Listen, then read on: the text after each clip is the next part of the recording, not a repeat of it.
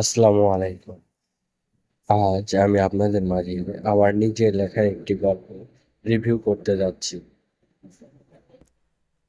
গল্পের নাম সভ্যতার অন্ধকার। লিখেছেন মোহাম্মদ আব্দুল মোমিন পিয়াস।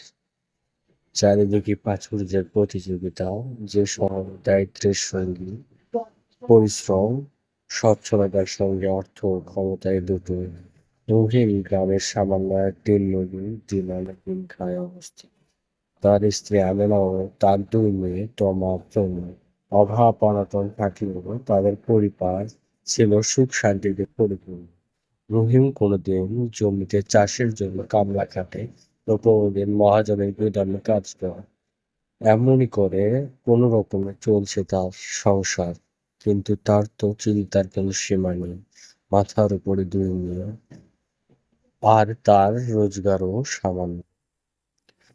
তাতে কোনো রকমে খাওয়া পড়া চলে। মহাজনের হয়ে দিন রাত খেটে মরে, তাও আবার তার দাপটে চলে কাজ, মজুরি ও যৎসামান্য। এভাবে আর কতদিন। একদিন সন্ধ্যায় রহিম বাড়িতে ফিরে মন মরা ও দুঃখী হয়ে। আমেনা, কি গো, কি হয়েছে তোমার? না, তেমন কিছু হয়নি। আমেনা, কি হয়েছে বলো? রহিম, আজ গুদামে কাজ ছিল,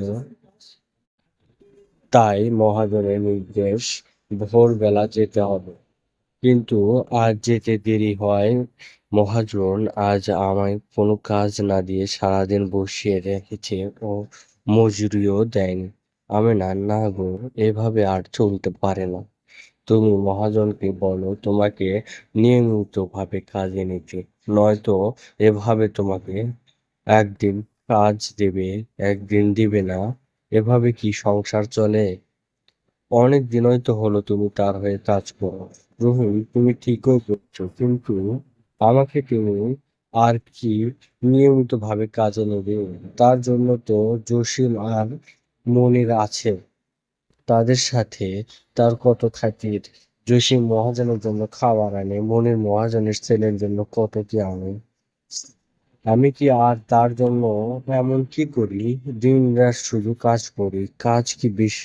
কাজ বেশি থাকলে ওভার টাইম করি, কিন্তু মজুরির বেলায় বাকি সবার তুলনায় সামান্য। আমেনা একদিন কথার ছলে বলে কথার ছলে বলে উঠল, চলো আমরা শহরে যাই। আমি শুনলাম পাশের গ্রামের একজন শহরে গিয়ে তার আর্থিক উন্নতি হয়েছে। সে আর শহর থেকে গ্রামে ফেরেনি। রহিম ও আমিনা সাথে সহমত পোষণ করল। তারা স্থির করলো পরের সপ্তাহে শহরে যাবে। কেননা রহিম যে মহাজনের কাজ করে তার থেকে কিছু টাকা পাবে ও অল্প কিছু টাকা ধার নিয়ে শহরে যাবে। তাই তাকে এ সপ্তাহ কাজ করতেই হবে। রহিম তার পরের দিনে কোনো রকমে দেরি না করে মহাজনের নির্দেশ মতো যথাসময়ে কাজে যায়। সারাদিন সে গুদামে কাজ করে। সন্ধ্যাবেলা রহিম মহাজনের কাছে টাকা নিতে গেলে রহিম শহরে যাওয়ার ব্যাপারে সব বলে, কিন্তু এই কথা শুনে মহাজন রহিমকে পরিষ্কার জানিয়ে দেয়, রহিম, তুই কোনোভাবেই শহরে যেতে পারবি না, আর আমি তোকে যেতে দেব না। তোর মতো পরিশ্রমী লোক ছেড়ে দিলে আমার কাজগুলো কে করবে শুনি? তুই শহরে যাওয়ার কথা চিন্তাও করিস না।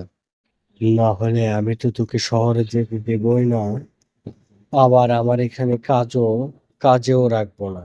এই কথা শুনে রহিম স্পষ্ট বুঝতে পারল যে মহাজন তাকে তার সাথেই কাজে রেখেছে তার স্বার্থেই কাজে রেখেছে। মহাজন তাকে স্বল্প পারিশ্রমিকে অধিক কাজ করিয়ে নিতে পারে, আর তাকে বাড়তি কোনো টাকাও দিতে হয় না। তাকে দ্বারা জমিতে করাতে রহিম এ সকল কথা আমেনাকে বলার পর আমেনা রহিমকে পরামর্শ দিল সে যেন মহাজনকে বলে যে তার পারিশ্রমিক বাড়িয়ে দিতে। তবেই সে আর শহরে যাবে না। রহিম তার স্ত্রীর কথা মতোই মহাজনকে বলে কর্তাবাবু, আমিও এই গ্রাম ছেড়ে যেতে চাই না, কিন্তু আপনি তো জানেন যে আমার সংসারে 2 মেয়ে, তাদের ভবিষ্যতে বিয়ে দিতে হবে। তাছাড়া আমরা 4 জন লোক, সংসার বড় হওয়ার কারণে আপনার দেওয়া সামান্য এই অর্থে আমাদের চলে না। তাই আপনি যদি পারিশ্রমিক বাড়িয়ে দিতেন তাহলে আমার জন্য ভালো হতো। মহাজন তো শুধু একার সংসার আছে বুঝি, আমাদের নেই? তোর পারিশ্রমিক যদি বাড়িয়ে দেই তবে আমরা খাবো কি? এমন উত্তর দিয়ে দিতে আসিস আবার এত সব নীতি কথা। যা, এসব আমায় বলতে আসিস না। তোর পারিশ্রমিক তো বাড়বেই না, বরং আজ থেকে আরো কমবে। আমাদের সমাজে এরকম রফরহ ঘটে, রহিমের প্রতিও এর ব্যতিক্রম হয়নি। সমাজের উচ্চপদস্থ ব্যক্তিবর্গ নিম্ন আয়ের মানুষদের তাদের স্বার্থের দাস বলে মনে করে, আর নিম্ন আয়ের মানুষেরা তাদের দাসত্ব মেনে নেয়। এইভাবে যে তাদের তো দরিদ্রতা ও অভাব কখনো বুঝবে না, তাই তাদের দাসত্ব মেনে নিয়ে যদি একটু ভালো কাটা দেয়। কিন্তু এটি নিম্ন আয় বা সমাজের সাধারণ মানুষের চরম ভুল সিদ্ধান্ত বা ভুল ধারণা। নোংরা আবর্জনার মাঝে থেকে যেমন পরিষ্কার থাকা যায় না, ঠিক তেমন অন্যায়কে প্রশ্রয় দিয়ে ন্যায় প্রতিষ্ঠা করা যায় না। মানুষ হিসাবে বাঁচতে শিখুন, আর্থিক মানদণ্ড বা পদমর্যাদা দ্বারা নিজেদের অধিকার বিচার করবেন না। মানুষ সবাই সমান, তাই আপনি মানুষ হিসাবে আপনার অধিকার নিশ্চিত করুন। রহিম কি করবে কিছুতেই ভেবে পাচ্ছে না। রহিম এসব আমেনাকে বললে আমেনা খুবই হতাশ হয় ও বলে, মানুষ বড়ই নিষ্ঠুর গো, গরিবের দুঃখ কেউ দেখায়নি। রহিম তখন আর কিছু না ভেবে আমেনাকে বলল, চলো আজ রাতে আমরা শহরে চলে যাবে। এরপর রহিম ও আমেনা তাদের 2 সন্তান নিয়ে শহরে চলে আসে, এই ভেবে তার ও সচ্ছলতার মুখ দেখবে। শহরে এসে রহিম কাজের জন্য হন্যে হয়ে সকলের কাছে ছুটতে থাকে। সে ভাবতে থাকে কে বা তাকে কাজ দেবে, কে বা তাকে বিশ্বাস করবে। রহিমের জন্য শহরের জীবন হয়ে উঠেছিল খুবই কষ্টকর। রহিম গ্রামের সাদাসিধে একজন সাধারণ মানুষ। প্রকৃতির মাঝে বেড়ে ওঠে তার জীবন। গ্রামের নিস্তব্ধ দুপুর, তুষারময় বিকেল, সকালের সূর্য উদয়, পাখির কিচিরমিচির ডাক, এটিই ছিল তার দৈনন্দিন জীবন। কিন্তু সে শহরের চাঞ্চল্যকর পরিবেশের সাথে একদমই পরিচিত নয়। রহিমের নানা প্রতিকূলতার মাঝে তার সহধর্মিণী আমেনা তাকে সাহস যোগায়। এভাবেই কাটে তাদের দিনের পর দিন, মাসের পর মাস। রহিম কোনোভাবে একটি কাজ জোগাড় করে। তার কাজ বাগানের পরিচর্যা ও বাড়ি দেখাশোনা করা। তার মালিকও খুবই ভালো ভালো পারিশ্রমিকও পায় সে। রহিম ও আমেনার পরিবার ও ধীরে ধীরে সচ্ছলতার মুখ দেখে। তার 2 মেয়েকেও সে শহরে পড়াশোনা করায়।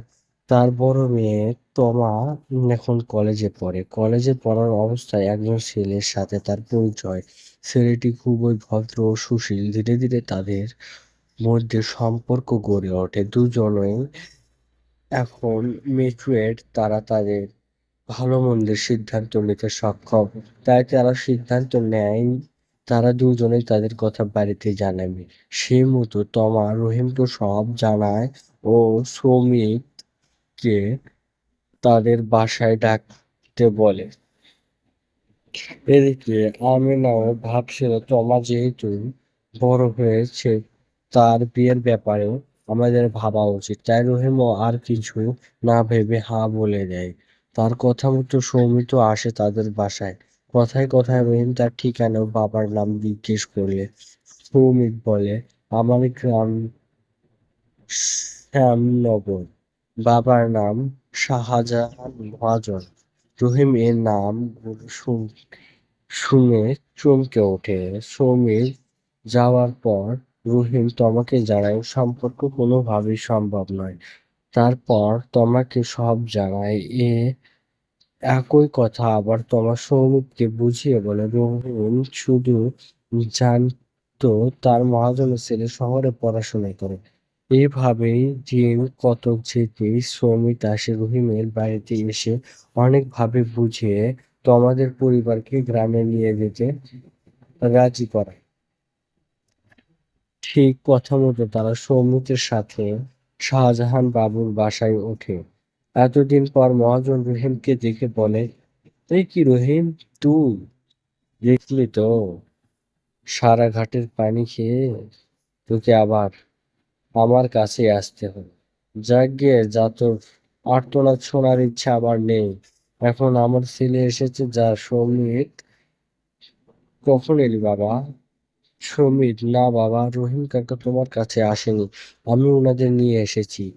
ছি বাবা, তার মুখ থেকে তোমার প্রশংসা শুনে আমি লজ্জিত।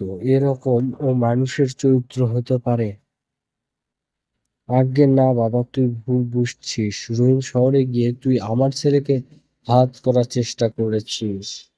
বাবা, তুমি ওনার সাথে এভাবে কথা বলতে পারো না, উনি তোমার বাবা।